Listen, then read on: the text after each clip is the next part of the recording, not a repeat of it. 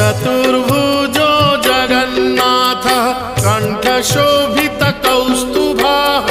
पद्मनाभो देवगर्भश्चन्द्रसूर्यविलोकनः जगन्नाथो लोकनाथो नीलाद्रीशः परो हरिः